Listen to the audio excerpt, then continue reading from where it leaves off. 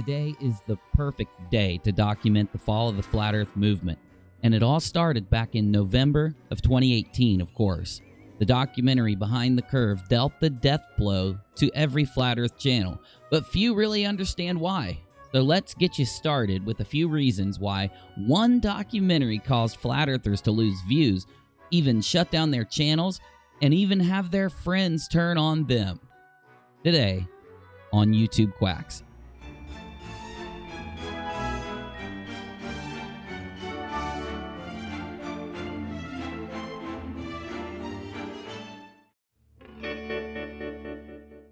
Bob is one of the stars of the documentary. You'll recognize him at the end, performing the now famous gyroscope test.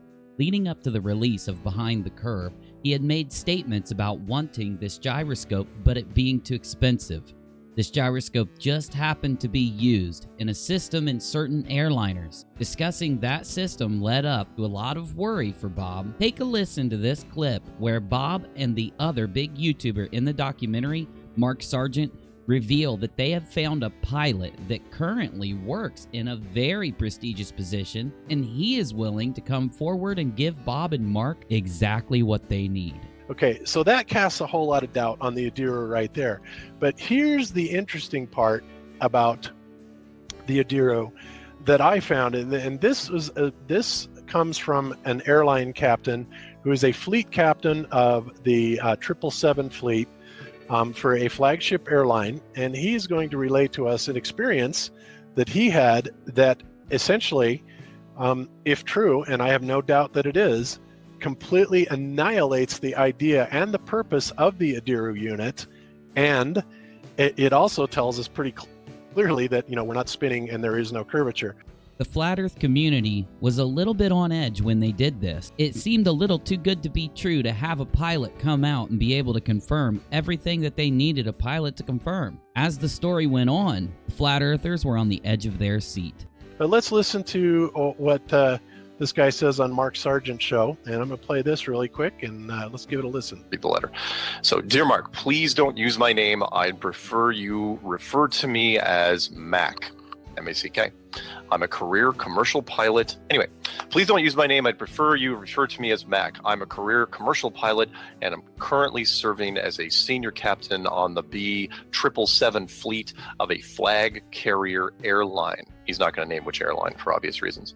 I came across your Flat Earth clues recently and thought I'd share something with you. Before I do, I need to explain some technical details. I'll try to keep it short. Please bear with me. And I've read through this part already, and it's, you gotta listen. Try to listen closely. Keep in mind the details are pretty technical. I will try to dumb it down if I can. So the Adiru system. As Mark is reading through, he mentions that this is all coming from just a random anonymous email. I don't have to tell you what that did to the people listening. Put them all in a really mysterious mood with it. Should they trust it? Should they not? And then as Mark gets near the end, Bob chimes back in. And that's all I can find out. To date, I've been unable to talk to anyone there and still can't find out anything about this ACM. Feels like I've hit a wall, but I'm still digging. To be fair, I wouldn't describe myself as a flat earther. I'm just someone who wants this question answered. If there are any breakthroughs on this, I'll let you know. Feel free to use any of this on your show. Please remember to refer to me as Mac. I did consider allowing you to interview me, but this time I don't think I'm comfortable with that. So, as you just heard from the testimony of a fleet captain of the 777 fleet for a major flagship airline, that whenever they called in to ATC to do manual updates to the Adiru unit, none were ever required. All right, I'll go ahead and end this part out. But what I want you to know is that Mark and Bob both worked together to do their best to try to come up with excuses for why the ring laser gyroscope would save the Flat Earth movement. And when it didn't, it confirmed to the entire community that watched these shows, and they got a lot of views, that these guys made all of this stuff up, and it was just a big performance trying to buy time before the documentary released. Let's move on to the next thing that wrecked the Flat Earth movement from behind the scenes when this documentary came out.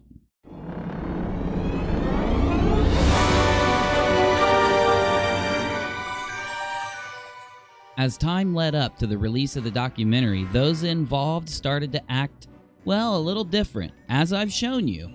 Maybe it was the damage control they did, maybe it was just other flat earthers starting to get an air for what was going on.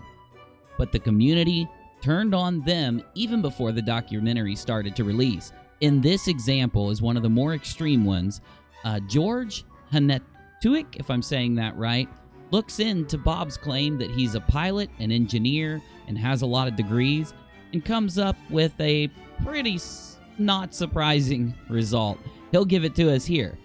But this is just one of the more extreme examples of what happened to Bob, Jaron, Patricia, and Mark as the documentary got ready to release and after.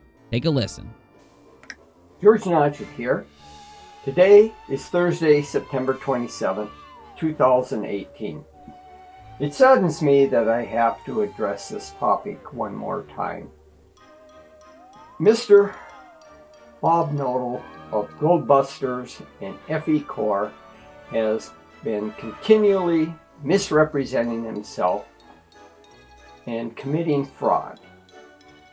He is a liar, and he is a fraudster and a con man.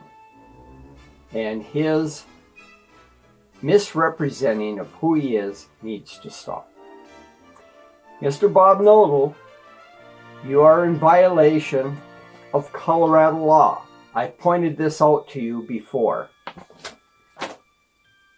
Colorado law, Article 25 regarding surveyors, engineers, and architects, Part 1 of engineers. This is 12-25-105. Unlawful practice, penalties, and enforcement. First part of the provision. It is unlawful for any individual to hold himself or herself out to the public as a professional engineer unless such individual has complied with the provisions contained in this Part 1. This man goes on to actually perform checks to see if Bob is what he claims to be and doesn't come up with anything. Of course, Bob went on to ignore him and nothing's really come out of this since, but I do believe this and other similar events led to the damage that was caused by the documentary. So what was that damage that was caused? Let's take a look at some of the examples that happened after the documentary came out and the Flat Earth viewers started to walk away.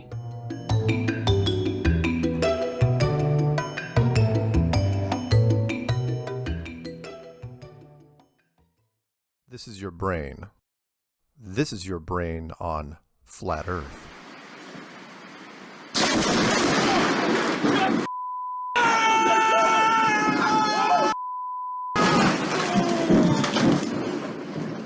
I couldn't have said it any better myself, Mark. Well, ever since the documentary came out, as you know if you've seen it, Mark Sargent and Patricia Steere worked together with her show and his and traveled together for the purpose of conventions and other Flat Earth events. Patricia, Mark, Jeranism, and Bob have been trolled incessantly ever since the documentary came out. If I just do a search for the last week of Patricia Steere, or the last month I should say, we get lots of different videos. Now they say some pretty mean things about her and I'm not going to go into it here. But in the end, what you end up realizing is that this documentary chased away someone that had been making videos in this movement for years and was pretty successful. With donations, with other types of ad revenue, it was pretty profitable for Patricia. She took off. And really, the only excuse we have from Mark himself is that she was trolled until she went away. Kind of sad. But what's happened with the Globebusters is actually even more shocking because it's almost like Bob himself,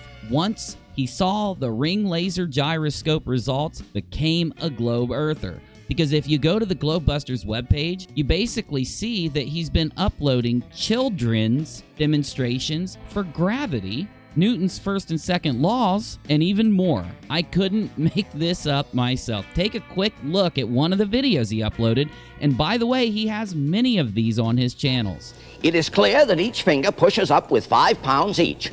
5 plus 5 is 10. That I can put the stick in equilibrium on the ground, that all the weight is at the 50 mark. A plane which was announced by Archimedes, again in the 3rd century BC. So some of you are going to say, but is this guy a flat earther? He's not. He's a physics teacher, a very popular one that had a show back in the 70s and 80s. I do think Bob's realized what happened, and now he just fights back and forth because he knows if he stops this movement, if he stops participating in these videos, he's not going to have any more money. After the Behind the Curve documentary, the Globebusters tried to get even more cocky and get even more attention on what they were doing. Professor Dave Explains is a physics teacher who's been on YouTube for a long time, over 400,000 subscribers. He got rolled into this when he responded to the Globebusters and told them he could easily prove that the Earth was not flat and that it was a globe. If you've not seen the video, you need to watch it. It went down in history as one of the greatest debunks that the world has ever seen against the flat earth or anything on YouTube for that matter. One of the biggest points that we have to make with the Professor Dave situation is that it came after the Behind the Curve documentary, and it really did help destroy the entire group that was left watching. Because after you see his video, you will not think that the earth is flat. You just can't. So let's take a listen at what he just said a couple days ago with another video updating the situation. And I have to say this, Professor Dave, if you end up watching, please do like 1 or 2 of these a week. We need you in the anti-science debunking movement. Okay, here we go. Take it away, Professor Dave, and make sure you go see his video. I'll put a link to it in the About section. Hey everyone, so some of you may be aware of my recent foray into the Flat Earth community, most notably with this lengthy response to the Globebusters. For about 2 months now, the comments section of that video has been a consistent hotbed of activity, with hundreds of Flat Earthers stopping by to share their opinions.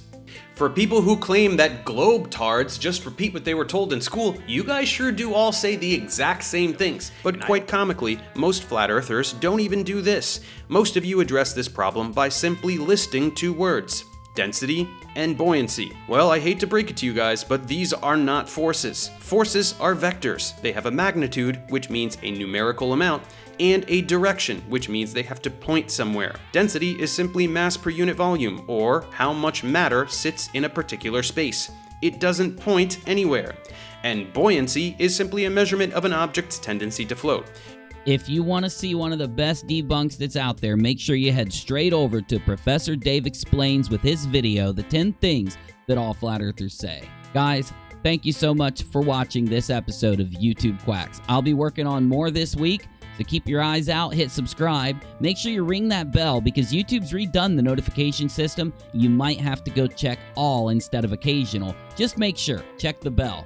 Also, like and share the video. It'll help me make more of these. If I see that you've liked it and shared it and that you're watching, I'll continue to pump them out.